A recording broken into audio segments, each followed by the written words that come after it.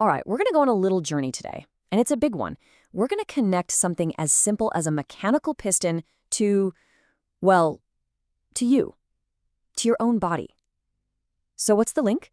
It's a concept we all think we know, but you know what? Most of us have it totally wrong. And that concept is heat. So, have you ever actually wondered about this? You're pumping up a bike tire, right? And the pump gets surprisingly hot. Now, your first thought is probably friction, and yeah, that's part of it. But the real reason, it's way cooler than that. You are literally witnessing the first law of thermodynamics in real time. The physical work you're putting in is being converted directly into energy inside that pump. Okay, so to really get what's happening with that pump, we've got to clear something up first. The way we casually talk about heat every day, from a scientific standpoint, it's just wrong. So let's fix that right now. We say things like, this coffee cup is full of heat. Makes sense, right? But in physics, nope, not quite. The coffee doesn't contain heat. What it contains is something called internal energy. Heat is just the name we give to the process of that energy flowing, from the hot coffee out into the cooler air. So think of it less like a thing and more like an action. It's energy on the move. And this right here is the absolute key difference. Internal energy, we'll call it U, that's the stuff a system has. It's the total energy of all those molecules jiggling around inside. But heat, we call that Q, that's what a system does. It's the transfer of energy happening because there's a temperature difference. So one is a state of being, the other is the action of changing that state. See the difference? And all of this brings us to the foundation of, well, everything. The first law of thermodynamics. Honestly, it's just a simple rule for balancing the energy books. It says if you want to change a system's internal energy, that's the delta U, you've only got two ways to do it. You can add or take away heat, that's Q, or you can do work on it, or have it do work, which is W. That's it. Energy isn't made, it isn't destroyed, it just gets moved around or transformed. Now, to make sure we're all on the same page with our energy accounting, we have to talk about the signs. It's pretty simple, really. When energy goes into the system, the sign is positive. So add heat, positive Q. Compress a gas, that's doing work on it. That's a positive W. And when energy leaves the system, the sign is negative. So heat flowing out is negative Q. And a gas expanding and doing work, that's a negative W. Just simple rules to track where the energy is going. Okay, I know that was all a bit theoretical. So let's make this totally concrete with a classic thought experiment. Imagine we've got some gas trapped in a cylinder with a piston. This super simple setup, it's about to make everything make sense. All right, scenario one. Imagine that piston is locked tight. It can't move, so the volume can't change. Now, we start adding heat. What happens? Well, those gas molecules inside, they start zipping around faster and faster, slamming into the walls with more and more force.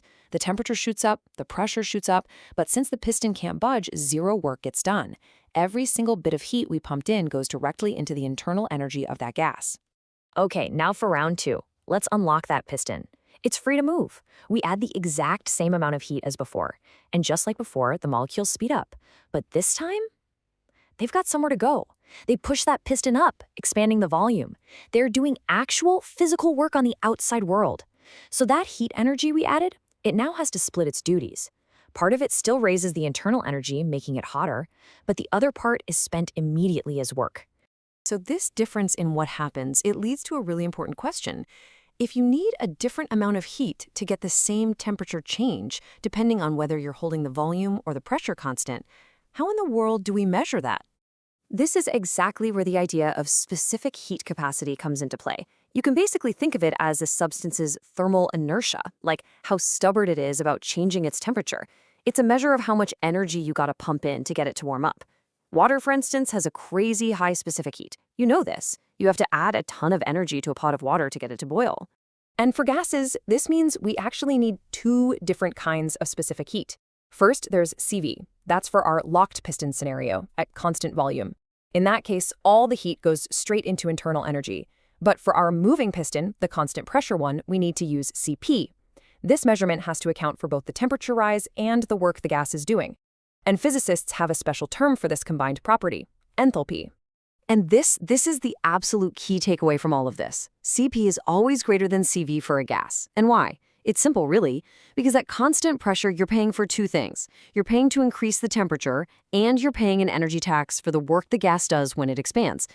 So we've been talking about these simple pistons and cylinders, but I promise you, these are not just abstract physics problems. These exact same laws are firing away inside you right now. So let's shift gears from the simple engine in a cylinder to the engine of life itself. I mean, seriously, what does a gas piston have to do with being alive? The answer? It has everything to do with it. Because your body isn't just like an engine, it is an engine, a ridiculously sophisticated, self-regulating thermodynamic engine that's constantly managing the flow of energy.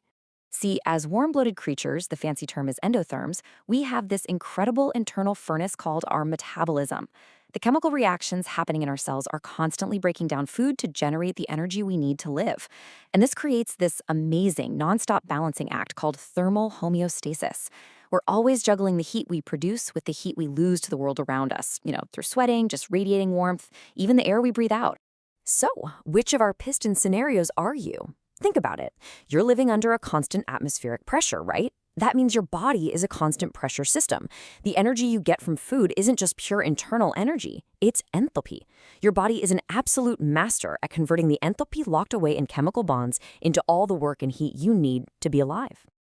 Okay, so we've gone from a simple machine all the way to the incredible complexity of life.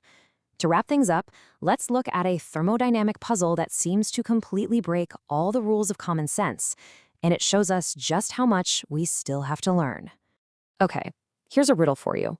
Under just the right conditions, could a container of hot water actually freeze faster than an identical container of cold water? Just think about that for a second. It sounds completely impossible, doesn't it? The hot water has to cool down all the way to where the cold water started and then do everything the cold water has to do. How could it possibly win the race to become a block of ice? Well, guess what? It can. This is a real, totally observable phenomenon. It's called the Mpemba effect, and it was named after a high school student who just wouldn't let it go when he asked his physics professor about it back in the 60s. The effect is 100% real, but a single, universally accepted reason why, that's still up for debate. And what's so fascinating is that there isn't one simple answer. It could be a bunch of things. Maybe the hot water evaporates more, so there's literally less water left to freeze. Or maybe hot water drives out dissolved gases, which could change its freezing properties. It could even be about how convection currents circulate the water as it cools. It's just a beautiful reminder that even a process that seems totally simple can hide some incredibly complex physics. And really, that's the true story of heat. It's not just about how hot or cold something is. It's about the fundamental flow of energy that drives everything, from a simple bicycle pump to the cells in your body to a paradoxical bucket of ice. The laws of thermodynamics are everywhere, shaping our entire world in ways we're honestly still trying to fully understand.